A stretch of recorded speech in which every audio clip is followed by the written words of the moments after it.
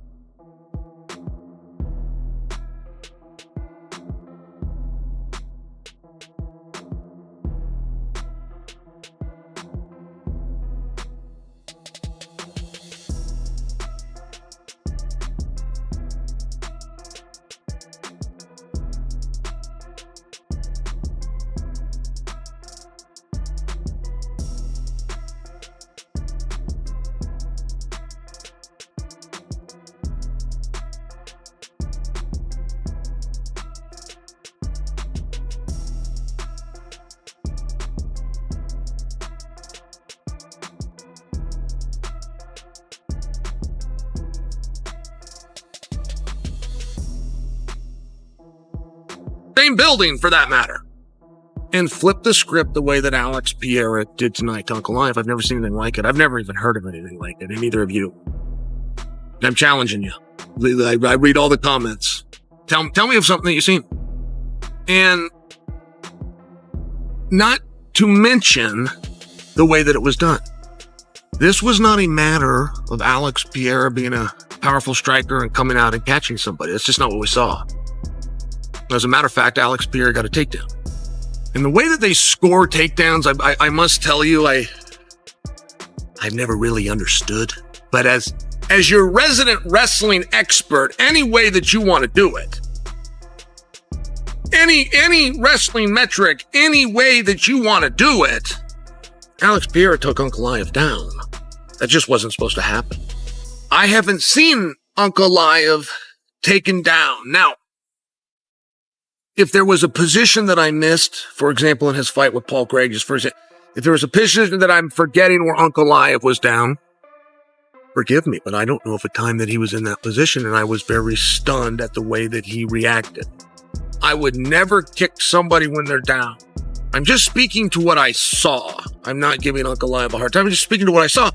I was very surprised in that position. He did a very good job of covering. He really did. Pierre was trying to hit him, and Pierre's using some energy, and they're blocking him, and Ankalaev's looking right at him. Now, the first thing that you need to do from an X's and O standpoint in that position is to sit up and get an underhook. You're not going to get away if you don't get an underhook. The other thing that does is it closes the distance, and the guy just simply can't hit you, right? I was waiting for Ankalaev to get the underhook, and he never tried. And the MMA community is absolutely losing it. Joe Rogan could hardly believe what he had just witnessed. Alex Pereira once again proved that he is one of the most terrifying fighters 3 minutes, 31 seconds walking the planet right now. His striking is devastating, his timing is razor-sharp, and his calmness under pressure makes him appear almost superhuman. Rogan 3 minutes, 39 seconds summed it up perfectly. Pereira doesn't simply fight, he hunts. The way he stalked Magomed Ankalaev, remained patient, and waited for the exact moment to unleash that knockout blow left everyone completely speechless. Not only does he emote on Ankalaev afterwards, but he was right. There isn't going to be a third match. There isn't going to be a rubber match. Absolutely no. Cormier, who is known for his calm and analytical breakdowns, couldn't hide his shock. DC admitted that Alex Pereira has now clearly separated himself from the 10 minutes rest of the light heavyweight division. Because if you're a real fight fan, you know what the fight of the era is that we need to see. Alex Pereira's got to move up. If Tom Aspinall defeats Cyril Gane at UFC 321, by KO in the first round as well, just to add some extra hype, Alex Pereira's got to move up to heavyweight and try for a third belt at the White House in 2026. Him versus Tom Aspinall. Tom Aspinall versus Alex Pereira at the White House, June 2026, International Fight Week. Third belt for Alex Pereira on the line. Potential GOAT status for Alex Pereira on the line as well. Tom Aspinall gets the super fight. This is the fight of the modern era of combat sports. Alex Pereira's the real deal, though. Did you know you were going to fight him as aggressively as you did because of how injured you were in the first fight and how you wanted to correct that in the second fight? Or did you just get in there and feel the emotions of the moment? Não, isso tudo faz parte do plano. Algumas semanas atrás, o Glover deu entrevista e avisou. Falou, Poatan vai diferente, primeiro round vocês já vão ver com essa convicção. Mas ninguém acreditou. No, that was all part of the plan. And Glover even did an interview and he said, you guys are going to see the difference in the first round. So it was all planned out. You were very good, for the most part, during the lead up to this, to not taking some of the words said by him or whoever was saying it for him and the personal attacks that were made on him. But realistically, how much of a grudge did you hold against him for those words? Todo momento. Algumas vezes, igual quando eu falei pro Dana White, pergunta pro Dana White e tal, que o Dana White foi e falou, esse cara nunca negou luta pra mim, nunca falou um não. Não importa que tá viajando, não tá lesionado, e eu sempre fiz isso, então isso acho que foi o que fiquei mais assim, sabe, das palavras dele. E falando também, tipo, da borracharia, que eu iria voltar pra borracharia. Então, tipo, ele tava tentando falar algo pra se promover, porque se ele não falasse isso, não falasse do meu nome, ele não conseguia chamar a atenção de ninguém. Don't let it really affect me, you know, and that's why I even said, you know, ask Dana in the press conference how many times I turned down a fight, and Dana said he's never turned down a fight, even when he's traveling on vacation, whatever it was. But he said a lot of things that I was going to go back and work at a tire shop, and just a lot of things through this whole time that he shouldn't have said. So I was going to ask you, in the face-off, you were caught on camera saying, I don't want to go back to the tire shop. Obviously, the people who followed your story understand the significance of that. But for those who don't, what is the significance behind those words, and why did you feel you had to tell him that at that moment? Para me lembrar depois, né, eu joguei um pouco de responsabilidade, né, para mim mesmo, né, que eu ia lembrar disso, que eu já falei algumas vezes antes, né, me perguntaram, né, como que você conseguiu ser esse cara que você é hoje e tal. Eu falei, eu não tinha um plano B, eu tinha que lutar, e eu falava que eu não queria voltar pra borracharia. Então eu repeti essa mesma frase para ele, para lembrar que eu não queria voltar pra borracharia. I wanted to remind myself of that. I wanted me to remember that moment and kind of put that responsibility on me of not wanting to go back to the tire shop, because a lot of people ask, you know, how'd you make it from, you know, the tire shop to being a world champion? And it's what I've told myself all along, that I wasn't going to go back to that. So I wanted to remember that. Mas eu vou pro Brasil e eu vou voltar na borracharia. Mas com esse cinturão aqui, ó. But I'm going to go to Brazil and I'm going to go to the tire shop, but I'm taking this belt right here. Seems like he could really be the face of this organization at this point.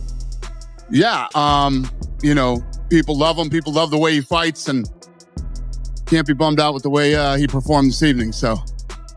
He seemed to tease that maybe he was going to fall for a John Jones fight, but then kind of pulled it back after, you know, learning about Arthur. Is him going to heavyweight something you would entertain at this point? So today I was at work and I had a bunch of meetings over there this afternoon, and I went over to the PI and he was over in the PI. And I'm like, well, you're the last guy I expected to see here today. What are you doing here?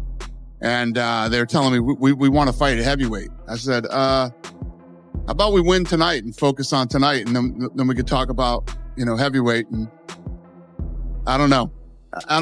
You know, there's still fights here in this division, but we'll see. I mean, this guy has been an absolute stud for us. He's on vacation in Australia, flies over and fights because, you know, somebody fell out. He fights when he's hurt. He doesn't care. He wants to fight everybody. He wants to move up to heavyweight. You know, he wants to fight everyone. He's even talking about moving up to heavyweight, you know, 14 minutes, 57 seconds, because after this performance Joe Rogan believes it's only a matter of time.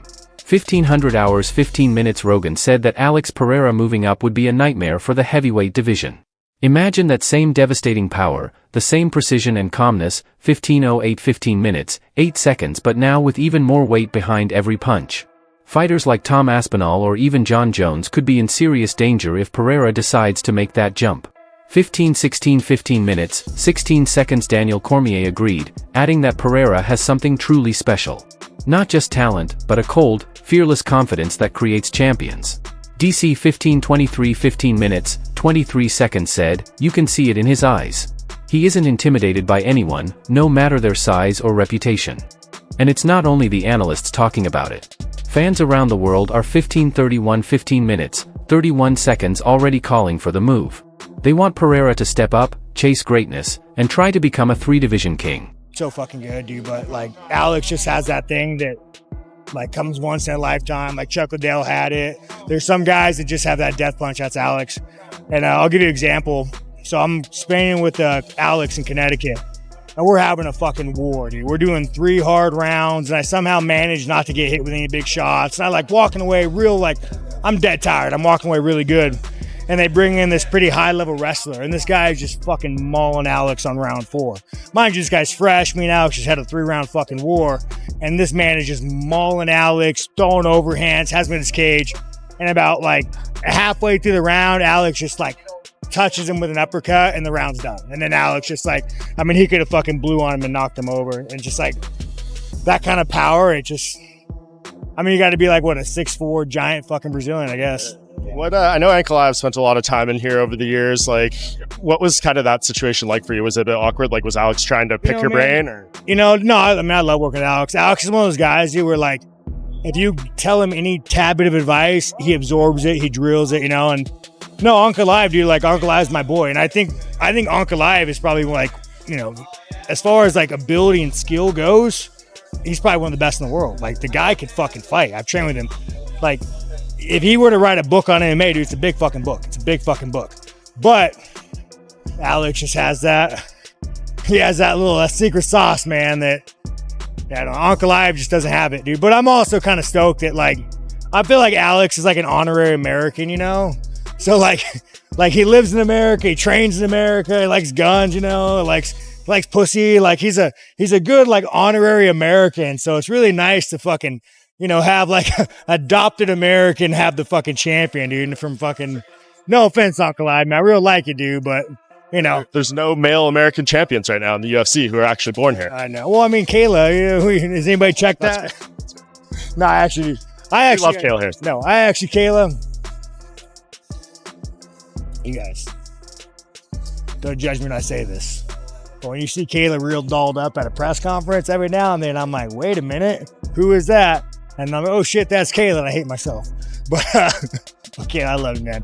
Kayla's a savage. I love Kayla. She's a savage. What do you think? Could Alex go to heavyweight and fight John Jones, or is that biting off too much? I mean, is John Jones still active? Is he ever going to come back? I don't know. We haven't heard from him. He just lost his brother like last week. We don't really know where his head's at, but that's the fight Alex called for. He wants to fight him at the White House at heavyweight. That would be pretty fucking dope, dude, to have a 3-time. Has that ever been done? No, not 3-division champion. No shit, dude. Yeah. No, again, dude, like, I think if there's anyone to beat John Jones, it's Alex. But, I mean, John Jones, that fucking guy can wrestle, dude. That level of black athleticism, that man could wrestle, dude. When you come from a lineage of like D1 professional athletes, real good. Oh yeah, no, I love it, dude. How ready for a fight like that do you think Alex would be? Because like even you see the things like when he hurt Ankalaev, the block he did, put him on his back, like you see the evolution in his game in little bits and pieces here. Dude, the thing about Alex too, he's really fucking hard to take down. Like you gotta guys understand about Alex, like his natural striking stance is hip in. So like you'll see guys double leg Alex, and he doesn't do the normal reaction. So generally, dude, when someone double legs you, you instinctively want to put your ass out and sprawl. That's like the instinct. It's like, and that's what you're taught. Someone double legs you ass out and sprawl. But like the correct way to defend a double leg is hip in, always hip in.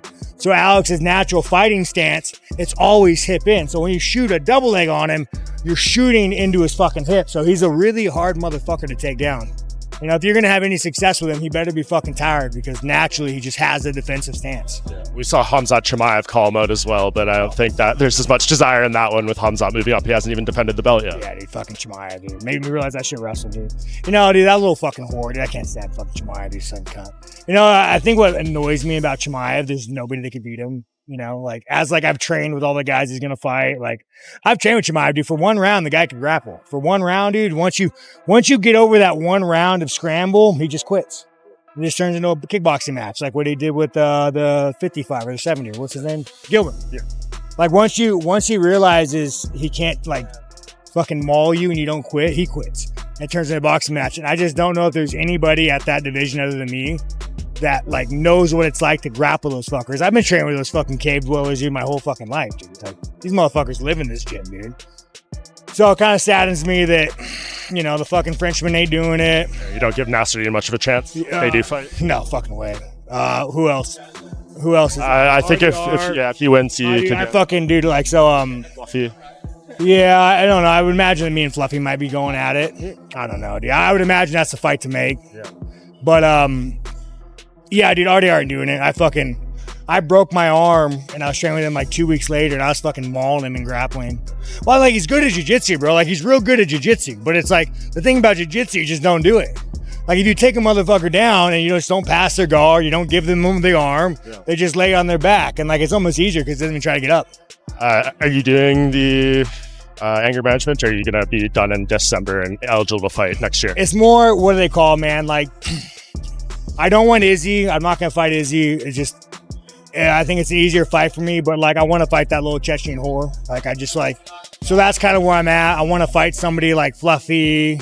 Fluffy puts me in title contention, especially with him, because all he does, he's like the American fucking, you know, he's like the American Chimaev, so. The idea of Alex Pereira stepping into the octagon with Tom Aspinall or even John Jones for a super fight has fans calling it the biggest potential fight in Ultimate Fighting Championship 21 minutes, 49 seconds history. Joe Rogan even hinted that if Pereira moves up and wins, it could cement him as one of the greatest combat sports athletes ever. A former 21 minutes, 56 seconds kickboxing world champion, a two-division UFC champion, and possibly a future heavyweight champion. No fighter has ever achieved that combination before. Daniel Cormier, however, offered a small warning. He pointed out that moving up isn't easy and that heavyweights hit on a completely different level. But even he admitted that Pereira's discipline, striking IQ, and 22 minutes, 12 seconds devastating knockout power could translate perfectly to the heavier division. So now everyone is waiting.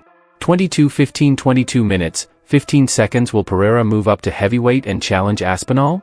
Or will Jones make his long-awaited return and set up a massive super fight that could shake the entire sport? One thing is certain, 22 minutes, 26 seconds. Alex Pereira is no longer just another UFC champion, he's a force of nature. 22 minutes, 30 seconds, and after UFC 320, both Rogan and Cormier agree that Pereira might be the most dangerous man in all of combat sports.